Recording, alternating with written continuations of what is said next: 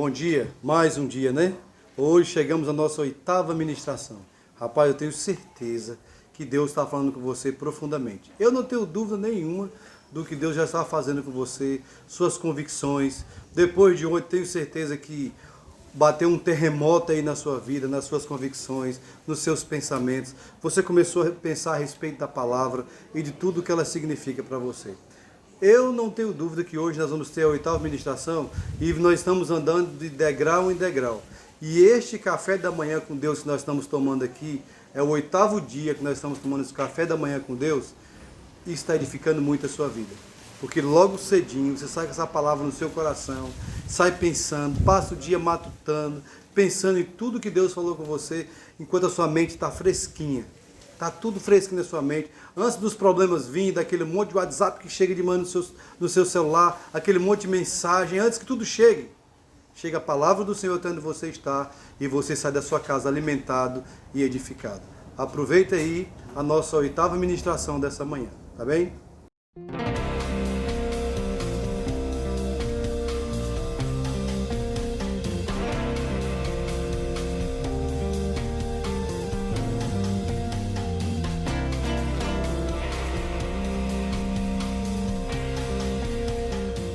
How many of you have ever received unfair treatment? Jesus said it is impossible that no offenses should come. Do you have the right to be offended? Offense is a snare, a trap, An offense is the bait of Satan. the bait of Satan. John Bevere's best-selling book has changed lives all over the world. God's word, his promise, will always come to pass as long as you don't get offended. And now, John Bevere Ministries presents the Bait of Satan curriculum, a 12-part series designed to free you from the snare of offense. What you do with the offense will determine your future. Lição número 8, vamos falar sobre a rocha da ofensa. E eu vou ler em 1 Pedro capítulo 2, verso 6. Por isso está na Escritura. Eis que ponho em Sião uma pedra angular, eleita e preciosa. E quem nela crer, repita, crer, nela crer, não será de modo algum envergonhado. Verso 7. Desta forma, para vocês que creem, repitam, que creem, ele é precioso. Mas para aqueles que são desobedientes, repitam, desobedientes, a pedra que os construtores rejeitaram se tornou a pedra angular. Agora, vejam o verso 7 de novo. Desta forma, para vocês que creem, ela é preciosa, mas para os desobedientes, notem. Como Pedro contrasta a palavra crer com desobediente. Viram isso? São opostos. Agora eu quero declarar aqui que hoje na nossa língua inglesa nós reduzimos a palavra crer para o que ela não é. No tempo dos escritores da Bíblia, a palavra crer significava obedecer. Hoje a palavra crer significa que você reconhece e acredita na existência de alguém e não obedecer necessariamente. Ou seja, se hoje você disser que o oposto da palavra crer é desobedecer, você vai levantar dúvidas. Hebreus capítulo 3. É muito importante que entendamos isso. Hoje representamos de forma tão errada essa palavra porque ensinamos que tudo que você tem que fazer é crer que Jesus existe e que ele morreu na cruz, que ele ressuscitou e você está salvo, tudo está bem, você está bem com Deus.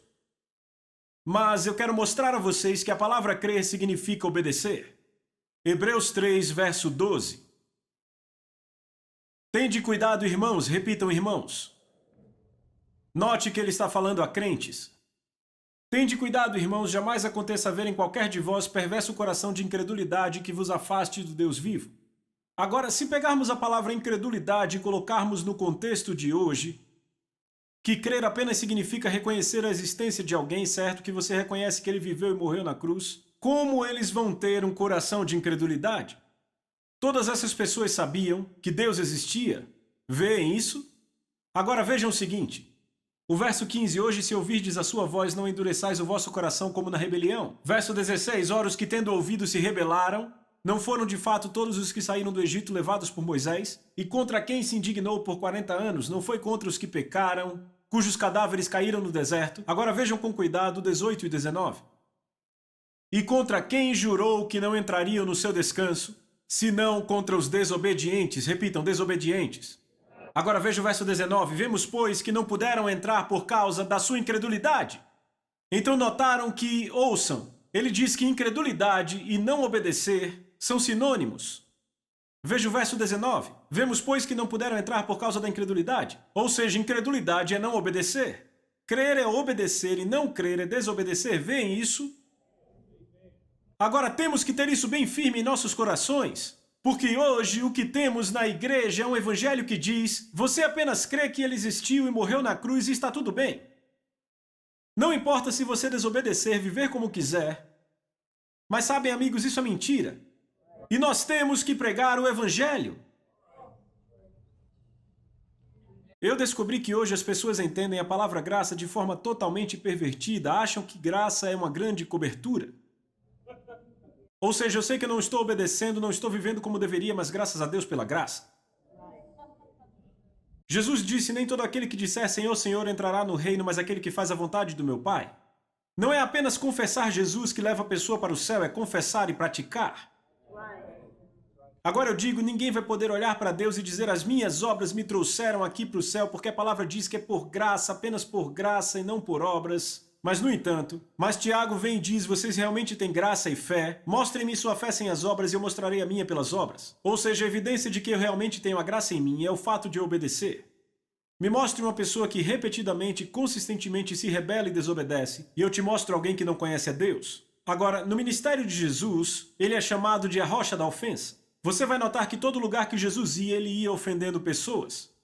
Quem eram as pessoas que ele ofendia? Ele ofendia pessoas que não eram verdadeiros crentes, desobedientes, e também ofendia pessoas que tinham fundações erradas em sua vida. E ele disse: uma das duas coisas vai acontecer, ou você vai seguir a rocha e ser quebrantado, ou a rocha vai te reduzir a pó. No Evangelho de Lucas, capítulo 2, lemos no verso 25: e eis que havia um homem em Jerusalém, cujo nome era Simeão. E esse homem era justo e devoto, esperando pela consolação de Israel, e o Espírito Santo estava sobre ele. E lhe foi revelado pelo Espírito Santo que ele não morreria antes de ver o Cristo do Senhor. Então ele veio pelo Espírito, repitam, pelo Espírito, para o templo, e os pais trouxeram a criança Jesus. Jesus aqui tinha 33 dias de idade. Para fazer com ele de acordo com o costume da lei, ele o tomou em seus braços e louvou ao Senhor, dizendo: agora, Senhor, podes me deixar ir em paz, porque meus olhos viram a tua salvação. Eu acho isso espetacular. Este homem entra no templo com milhares de pessoas, encontra um casal de Nazaré, pega seu bebê, o levanta e diz: o Messias. E 33 anos depois, os fariseus, que citavam o Pentateuco de memória, o viam expulsar demônios e não sabiam quem ele era.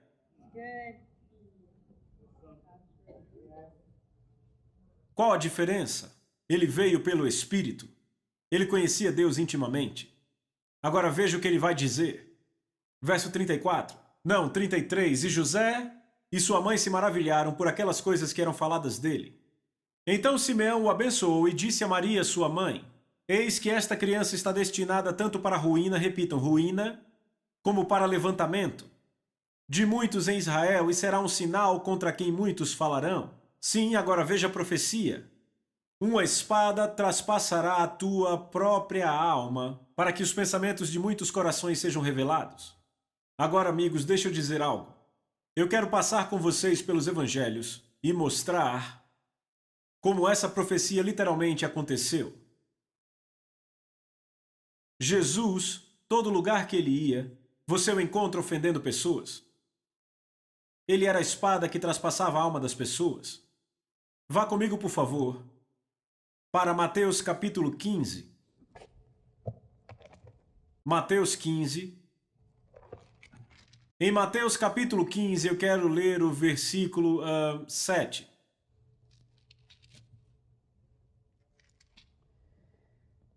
Jesus declarou aos líderes, ele disse: hipócritas, bem profetizou Isaías a vosso respeito, dizendo: esse povo se aproxima de mim com sua boca e me honram com seus lábios, mas seu coração está longe de mim, e em vão me adoram ensinando doutrinas que são preceitos de homens.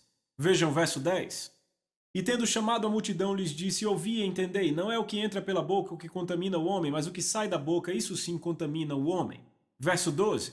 Então seus discípulos vieram e disseram a ele: você sabe que os fariseus se escandalizaram ouvindo o que disse? Veja, claro que se ofenderam. Ele olha para os líderes religiosos, os fariseus, e diz: hipócritas, vocês se aproximam de mim com a boca, mas seu coração está longe. Certo? E esses caras chegam a Jesus e dizem: Jesus, realmente o que você pregou ofendeu aqueles caras.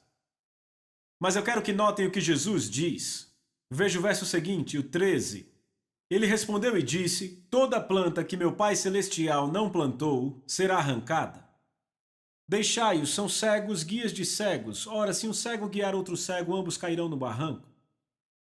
O que Jesus está dizendo aqui? Jesus está dizendo que Deus, o Pai, na verdade vai usar a ofensa para arrancar pessoas que realmente não estão plantadas no reino.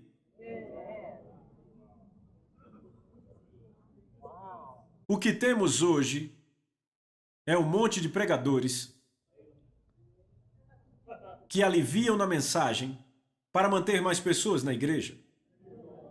É muito simples. Você amplia a mensagem e aumenta o número de pessoas vindo à sua igreja, mas eis o engano.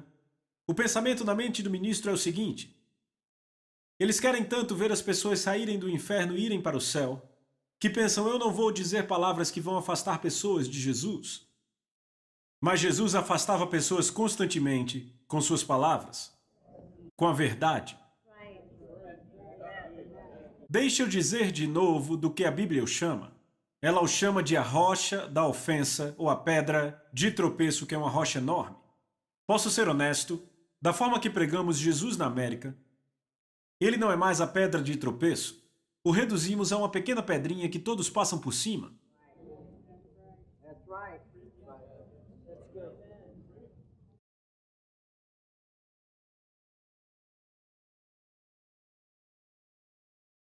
Amém.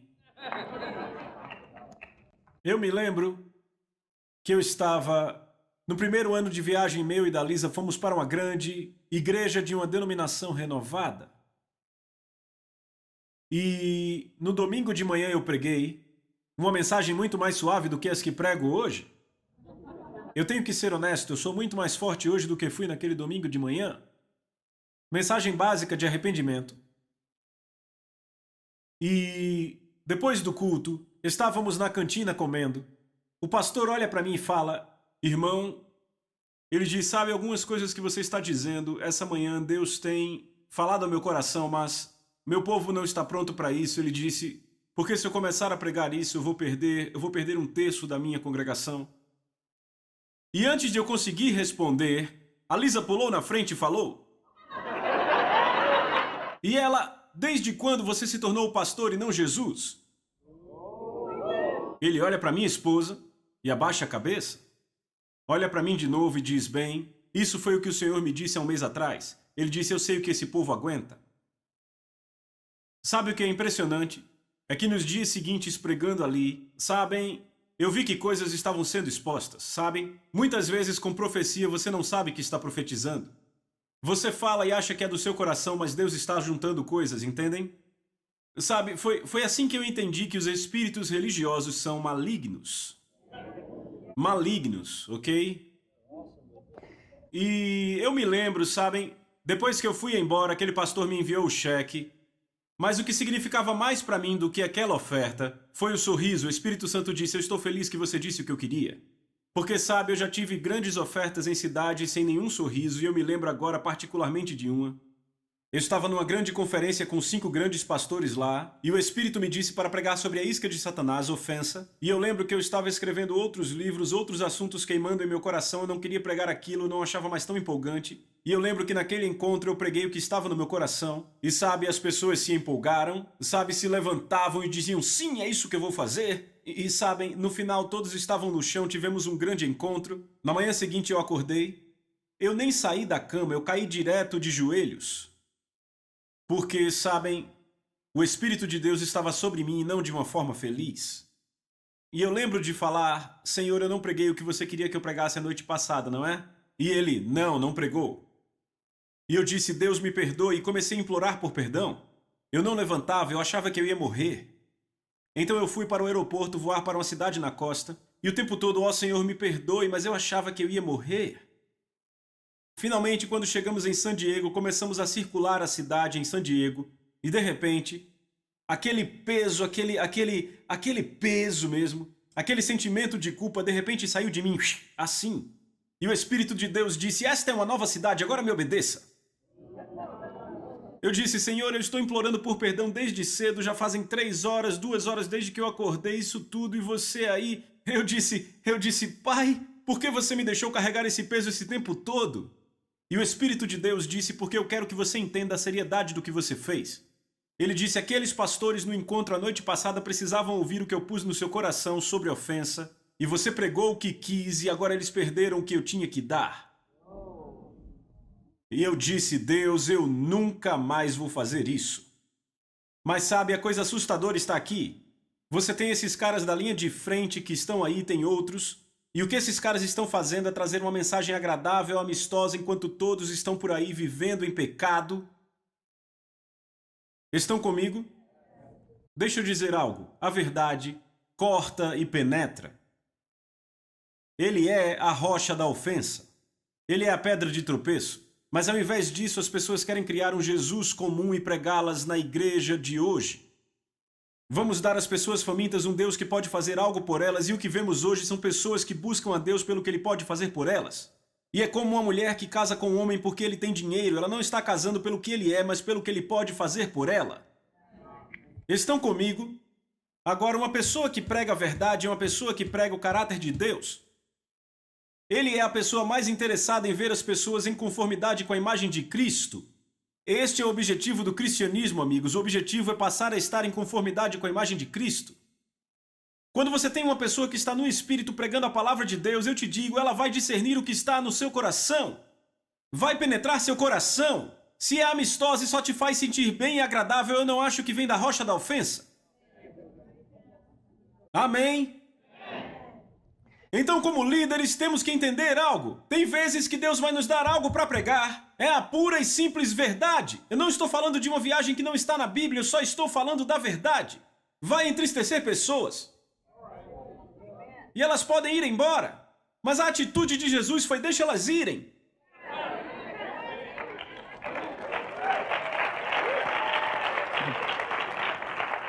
Amém? E aí você pensa, isso não é muito amoroso? Sim, é amoroso. Porque não se mistura joio e trigo. Não se pode misturar serpentes com ovelhas, lobos e ovelhas. E a palavra de Deus vai expor o que está dentro das pessoas. Vá comigo, por favor, para Mateus capítulo 13. Mateus 13, verso 55. Jesus está na cidade natal dele. Foi aqui que ele ofendeu a sua cidade natal. Vejam isso. 54. E chegando à sua terra, ensinava-os na sinagoga, de tal sorte que se maravilhavam e diziam, de onde lhe vem essa sabedoria e esses poderes miraculosos? Não é este o filho do carpinteiro? Não se chama sua mãe Maria e seus irmãos Tiago, José, Simão e Judas? Não vivem entre nós todas as suas irmãs? De onde lhe vem, pois, tudo isso? Então se ofenderam com ele. Jesus, porém, lhes disse, não há profeta sem honra senão na sua terra e na sua casa. Então o que ofendeu eles? A verdade que ele pregava? Os milagres que fazia? É interessante que não se ofenderam porque ele era o filho do carpinteiro, porque ele andava pelos campos da Galileia meditando e orando. Isso não ofendeu eles. Foi quando ele saiu e começou a falar a palavra de Deus. Ficaram ofendidos. Então ele ofendeu a sua cidade, e encontramos em outro evangelho que se ofenderam tanto que queriam pegá-lo e jogá-lo de um desfiladeiro. Foi esse tanto que eles se ofenderam. Pessoas religiosas são cruéis. Amém, eu disse cruéis. Ele ofendeu os membros da própria família, certo? No Evangelho de Marcos, capítulo 3, verso 21, por favor. Mas quando o seu próprio povo, e a NVI diz sua própria família, veja, vocês percebem? Quando eu fui salvo, sabe, eu era um garoto católico. Quando eu fui salvo e descobri que Jesus tinha irmãos e irmãs, aquilo mexeu com a minha cabeça.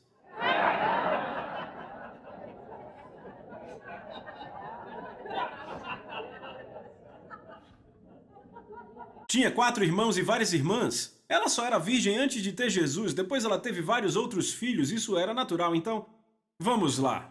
Quando o seu próprio povo, eu tenho tentado convencer a minha mãe disso, mas vamos lá. Quando o seu próprio povo ouviu sobre isso, eles saíram para prendê-lo, porque diziam, está fora de si. Era a família dele. A família dizia, está fora de si, ficou louco. Estão vendo? Agora o verso 31. Seus irmãos e sua mãe ficaram do lado de fora e mandaram chamá-lo. Porque achavam que ele estava louco, queriam levá-lo para casa. Queriam pegá-lo. Muita gente estava sentada ao redor e disseram, olha, tua mãe, teus irmãos e irmãs estão lá fora à tua procura. E ele disse, quem é minha mãe e meus irmãos? E olhou ao redor em círculo para aqueles que estavam sentados junto a ele. E disse, aqui estão minha mãe e meus irmãos, porque todo aquele que faz a vontade de Deus é meu irmão, minha irmã e minha mãe. Eu lembro quando eu fui salvo, minha família não ficou muito empolgada. Não ficaram, não. E eu me lembro que chegou a um ponto em que não me convidavam mais para certas festas, como a festa de aposentadoria do meu pai, não me convidaram porque achavam que eu ia pregar lá. E então, quando eu soltei a bomba e disse que ia fazer um curso bíblico, a minha mãe disse, só se for por cima do meu cadáver. Porque, sabe, eu tenho diploma de engenharia, e sabe, eles tinham esperanças para mim e disseram, você vai ser um pregador, vai morrer miserável. E eu disse, não, mãe, Deus me chamou para fazer escola bíblica. E eu disse, mãe, eu te amo, te respeito, mas isso foi o que Deus me chamou para fazer. E então ela disse, muito bem, então você vai pagar tudo sozinho. E eu disse, tudo bem, eu pago. E o que é impressionante é que eu tomei a decisão, e mesmo com minha família me rejeitando como fizeram, eu queria servir a Deus. Sabe, a família de Jesus o rejeitou, mas sabe o que é interessante? Você encontra a mãe e os irmãos dele no cenáculo. E foi isso que Deus usou comigo. Eu disse, Senhor, se eu te servir, você cuida da minha família. E sabe o que mais? Hoje a minha mãe e o meu pai leem meus livros, assistem meus vídeos. E o meu pai, quando tinha 79 anos, ele agora tem 82. Quando ele tinha 79, eu tive o privilégio de orar com ele para ele receber o Senhor Jesus.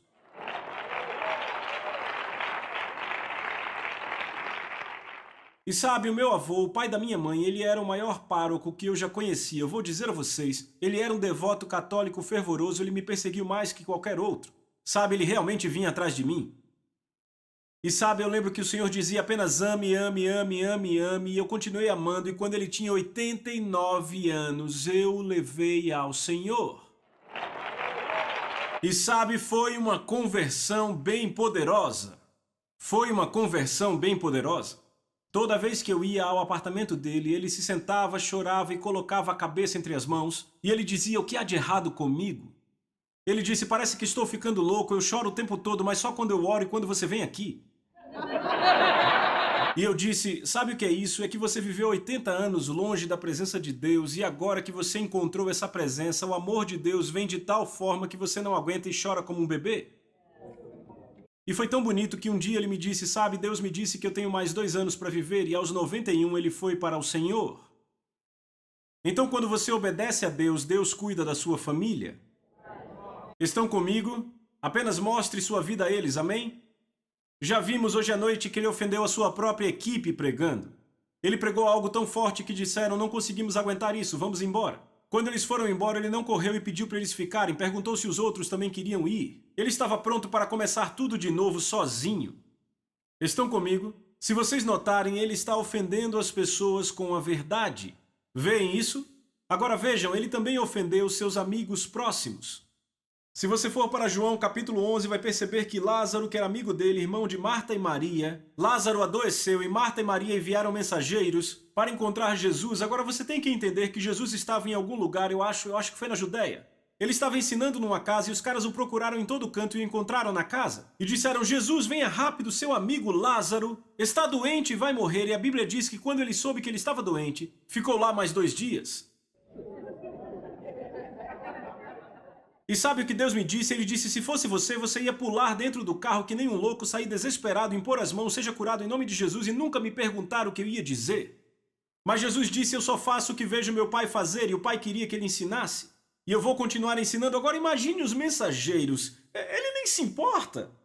E eu aposto que voltaram para Marta e Maria e disseram, ele ficou lá sentado, ele nem se importa. Enquanto isso, Lázaro morre.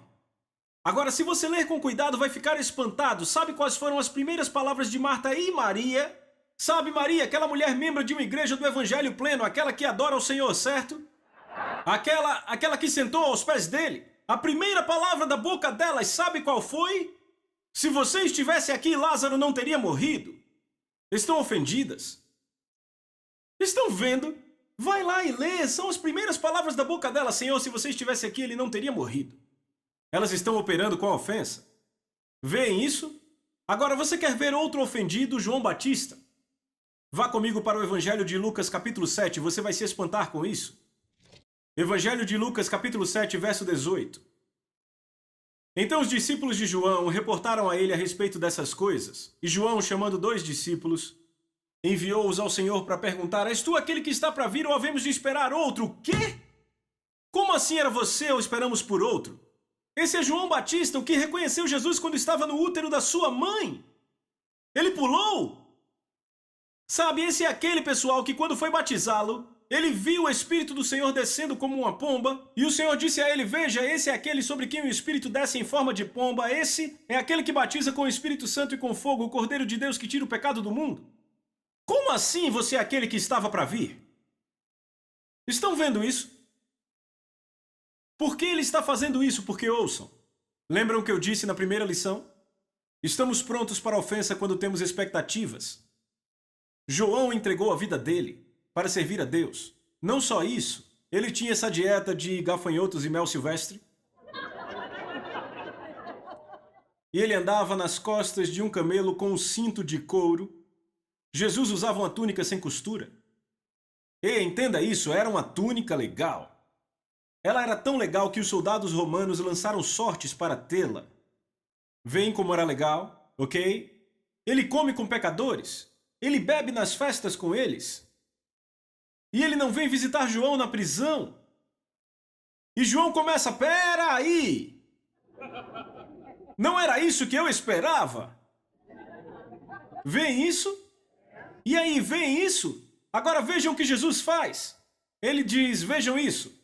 Verso 20, quando os homens chegaram a Jesus, disseram: João Batista nos enviou, dizendo: És tu aquele que estava por vir ou devemos esperar outro? Jesus: Rapaz. 21, naquela mesma hora curou Jesus muitos de moléstias e de flagelos e de espíritos malignos e deu vista aos cegos. Verso 22, Jesus respondeu e disse: Vão e digam a João as coisas que viram e ouviram, que os cegos veem, os aleijados andam, os leprosos são limpos, os surdos ouvem, os mortos levantam e aos pobres se anuncia o evangelho. Ele está citando Isaías. E então ele diz, PS, verso 23, e abençoado é aquele que não se ofende por causa de mim.